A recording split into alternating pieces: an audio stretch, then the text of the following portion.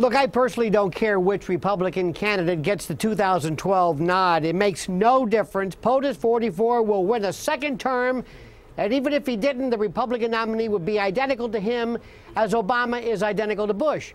This is a great sideshow stuff, and all the while one constant remains: Ron Paul is marginalized by everyone.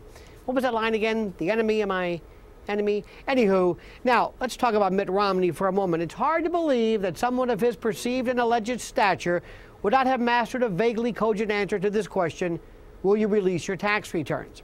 You'd think that before anything, he'd have that answer absolutely nailed down, but no, that would make sense. But let me teach you the fascinating decoded truth. The issue that's interesting is what's really involved. Mittens has millions parked in Cayman Islands bank accounts. But kids, Mitt's small potatoes compared to the international globalist bankster elite. Now listen to this.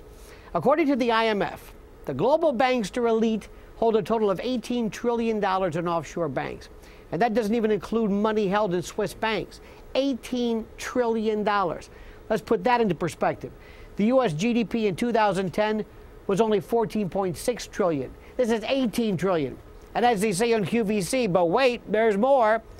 It's estimated that 80% of all international banking transactions take place through these offshore banks. And the Cayman Islands, it's estimated that they're holding in excess of $1.5 trillion. The Guardian estimates that a third of the world's wealth is being held in offshore banks, and over a half of the world's capital flows through offshore banks. And I love this. It's guesstimated that our beloved country misses out on over $100 billion a year minimum. Remember, Mitt's nothing compared to the folks who really run the world.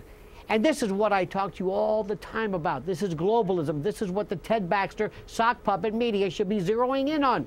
This is it. But when cable news outfits are owned and operated by corporate concerns who themselves benefit from cozy government insider relationships, when you've got GE that owns the Obama re-election network, and it's GE Capital pocketing $120 billion in TARP guarantees and FDIC loans at less than 1%, and enjoying a quarter of the entire $340 billion in subsidies from the TLGP, or Temporary Liquidity Guarantee Program, come on! That's why all you're going to hear about is Newt's ex-wives. Come on, sheeple, wake up and comment as you see fit.